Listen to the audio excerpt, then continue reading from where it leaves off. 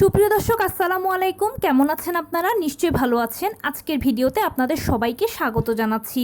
আজকে আমি আপনাদের সাথে শেয়ার করব মাত্র 2 মিনিটে অল্প সময়ে অল্প ব্যথায় কিভাবে আপনার নর্মাল ডেলিভারি করাবেন তার কৌশল সম্পর্কে। তাহলে চলুন মূল ভিডিওতে যাওয়া যাক।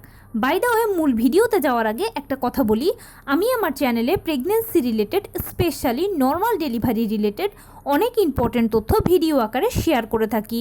এই তথ্যগুলো আমার পার্সোনাল এক্সপেরিয়েন্স ও আমার ডক্টরের সাজেশন থেকে নেওয়া। তাই আমার চ্যানেলটিকে যদি একবার আপনারা ভিজিট করেন তাহলে আপনারা আপনাদের প্রশ্নাতীত মনের অনেক প্রশ্নের উত্তর পেয়ে যেতে পারেন। আমন্ত্রণ জানাবো আমার চ্যানেলটিকে একবার ভিজিট করে দেখার। এবারে চলুন মূল ভিডিওতে যাওয়া যাক। আমি শুরুতেই বলেছি আজকে আলোচনা করব খুবই অল্প সময়ে অল্প ব্যথায় মাত্র 2 মিনিটে কিভাবে আপনি আপনার নর্মাল ডেলিভারি করাবেন। দেখুন, আমরা সবাই জানি যে নর্মাল ডেলিভারিটা সিজারের তুলনায় খুবই ভালো। কেননা সিজার হচ্ছে একটা ছোটোখাটো অপারেশনের আগে পরে বিভিন্ন ধরনের ঝুঁকি, সাইড ইফেক্টস তো থাকেই। এছাড়া সিজারিয়ান পেশেন্টকে সারা জীবনভর কোনো না কোনো রোগশোক বহন করতে হয়। কিন্তু নর্মাল ডেলিভারি তার সব কিছু থেকে সেফ ও সিকিওরড। এমনকি নর্মাল ডেলিভারি পেশেন্ট সারা জীবন ভালোও থাকেন। সেজন্য আমরা সবাই নর্মাল ডেলিভারিকে প্রেফার করি। কিন্তু নর্মাল ডেলিভারিকে শুধু প্রেফার করলে হবে না, নর্মাল ডেলিভারির জন্য কিছু কৌশলও জানতে হবে। নর্মাল ডেলিভারিটা হচ্ছে একটা ন্যাচারাল প্রসেস, তাই এটাকে আপনার ন্যাচারালি হ্যান্ডেল করতে হবে কিছু কৌশল মেনটেন করে। এখন চলুন বলছি সেই কৌশলটা কি। আপনি যখন ডেলিভারি ডেটের আগে থাকবেন, মানে ডেলিভারি ডেটের আগে যদি গর্ভবতী হয়ে থাকেন, তখন যেটা করবেন, বেশি বেশি করে হাঁটাচলা করবেন। অবশ্যই বেশি বেশি হাঁটাচলা করবেন। কেননা নবম মাসের দিকে মায়েদের শরীর ভারী হয়ে যায়। বাচ্চাদের ওজনটা মা পুরোটা নেন বলে মায়ের শরীর ভারী হয়, শরীরে ব্যথা বেশি বেড়ে যায়, হাতে পায়ে পানি আসে, হাত পা ফোলা ফোলা ভাব, তলপেটে ব্যথা। ডেলিভারির সময় যত আগাতে থাকে মা তত বেশি দুর্বল, অসুস্থ, বিভিন্ন ধরনের সমস্যা তৈরি হতে থাকে, যার ফলে মায়েরা শুয়ে বসে থাকতে একটু বেশি পছন্দ করেন। কিন্তু এই ভুল কাজটা কখনোই করা যাবে না। আপনার যতই কষ্ট হোক না কেন, কষ্ট করে কষ্টটাকে সহ্য করতে হবে। আপনার সন্তানের জন্য এই স্যাক্রিফাইসটুকু আপনাকে করতেই হবে। প্রতিদিন ঘুম থেকে উঠে 30 মিনিট হাঁটাচলা করবেন, 10-15 মিনিট বাটারফ্লাই স্টাইলে বসে থাকবেন। রাতে ঘুমাতে যাওয়ার আগে 30 মিনিট হাঁটাচলা করবেন, 10-15 মিনিট বাটারফ্লাই স্টাইলে বসে থাকবেন। টুকটাক কায়িক শ্রম করবেন। সারাদিনের যতটুকু সময় পাবেন আপনি আপনার মতো করে হাঁটাচলা করবেন, হালকা পাতলা ব্যায়াম করবেন, নিজেকে অবশ্যই সেফ ও সিকিওর রেখে। এছাড়া লো কমেটটা ব্যবহার করবেন। এর ফলে যেটা হবে, আপনার শরীরটা সবসময় একটা এক্সারসাইজের উপরে থাকবে। আপনার পেশির সংকোচন প্রসারণগুলো সবসময় ভালো থাকবে, যার ফলে সময় মতো আপনার জরায়ুর মুখ খুলবে, সময় মতো লেবার পেইনটা আসবে, এমনকি ডেলিভারি হতেও সহজ হবে। অবশ্যই ভালো ভালো পুষ্টিকর খাবার খাবেন। যত ডেলিভারি ডেট আগাবে ততই ভালো খাবার খাওয়ার চেষ্টা করবেন। দুধ, ডিম খাওয়ার কথা ভুললে চলবে না। এছাড়া কলা, খেজুর, বাদাম, ড্রাই ফ্রুটস, আমি আবারও বলছি, স্পেশালি নর্মাল ডেলিভারির জন্য কলা, খেজুর, বাদাম এই খাবারগুলোর বিকল্প নেই।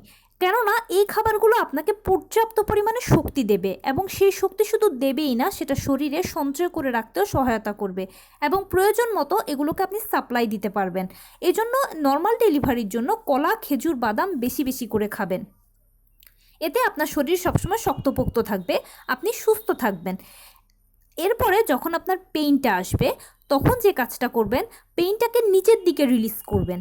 নিচের দিকে রিলিজ করা মানে হচ্ছে, আমরা যখন নিঃশ্বাস গ্রহণ করি তখন উপরের দিক থেকে টেনে নিঃশ্বাস নিয়ে যেরকম নিচের দিক দিয়ে ছাড়ি বা নাক দিয়ে ছাড়ি, সেরকম আপনার পেইনটা যখন আসবে, পেইনটাকে চেপে না রেখে, ধরে না রেখে আস্তে করে নিচের দিকে রিলিজ করবেন। মানে তলপেটের দিক থেকে শুরু করে যৌনাঙ্গের দিকে, পায়ের দিকে রিলিজ করবেন।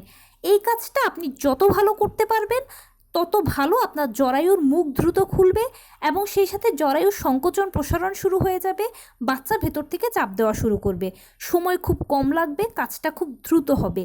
এরপরে বাচ্চা যখন ভেতর থেকে চাপ দেবে তখন ডাক্তার আপনাকেও পাল্লা দিয়ে চাপ দিতে বলবে।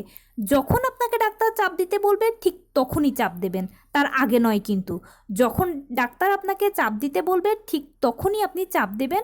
2 বা 3টে জোরে জোরে চাপ দেবেন, দেখবেন ডেলিভারি কাজটা 2 মিনিটে হয়ে গেছে। অবশ্যই চাপ দেওয়ার সময় মাথার নিচে একটা বালিশ বা কিছু কাপড়কে পুটুলি করে দিয়ে রাখবেন, অথবা ওই মুহূর্তে যেটাই আপনি হাতের কাছে পান না কেন মাথার নিচে কিছু একটা দিয়ে রাখবেন। এতে কি হবে, আপনার মাথা দিয়ে একটা শক্তি পাবেন, জোর পাবেন। এরপরে অনেক সময় ডাক্তাররা যেটা করে যে দুটো পাকে ভাঁজ করে মাকে বলে যে তার বুকের দিকে টেনে ধরে রাখতে। যদি এই কাজটা করতে বলে তাহলে দুটো পাকে হাত দিয়ে শক্ত করে ধরে রাখবেন, তাহলে আপনি হাত দিয়ে শক্তি পাবেন। এছাড়া অনেক সময় হয় কি যে ডাক্তাররা নিজেরাই এই কাজটা করে আর মায়ের হাত দুটো ছাড়া থাকে। যদি আপনার হাত দুটো ছাড়া থাকে তাহলে অবশ্যই হাত দুটোকে মুঠি করে রাখবেন। মুঠি করে রাখলে শক্তিটা ভালো পাবেন, মাথার দিক থেকে শক্তি পাবেন, হাত দিয়ে শক্তি পাবেন। আর নিচের দিক থেকে যখন চাপ দেবেন তখন দেখবেন যে 2 বা 3টে চাপ দিলেই আপনার বাচ্চা বেরিয়ে গেছে। ডেলিভারি কাজটা আলহামদুলিল্লাহ খুব দ্রুত শেষ হয়ে যাবে। আর এই কৌশলগুলো যদি আপনি ডেলিভারির আগে ও পরে অ্যাপ্লাই করেন তাহলে আপনার নর্মাল ডেলিভারিটা খুব অল্প সময়ে হবে, সহজে হবে এবং এতটা স্মুথ হবে, আপনি পরবর্তীতে আমাকে কমেন্টসে জানাবেন। তো এই ছিল আজকের ভিডিও। কেমন লাগলো বলুন? যদি ভালো লেগে থাকে ও হেল্পফুল হয়ে থাকে তাহলে প্লিজ লাইক, কমেন্ট, শেয়ার করতে একদম ভুলবেন না। আর সেই সাথে আমার চ্যানেলটিকে সাবস্ক্রাইব করার বিনীত অনুরোধ রইল। পাশে থাকা বেল আইকনটি ক্লিক করে দেবেন যেন আমি ভিডিও আপলোড করার সাথে সাথে আপনারা নোটিফিকেশান পেয়ে যান। এছাড়া আপনাদের যদি কোনো পরামর্শ থাকে যে কোন বিষয়ের উপরে ভিডিও বানালে আপনাদের সুবিধে হবে সেটা আমাকে জানাবেন। আমি সর্বোচ্চ প্রায়োরিটি দেব আপনাদের পছন্দের। ভালো থাকবেন, সুস্থ থাকবেন। আসসালামু আলাইকুম।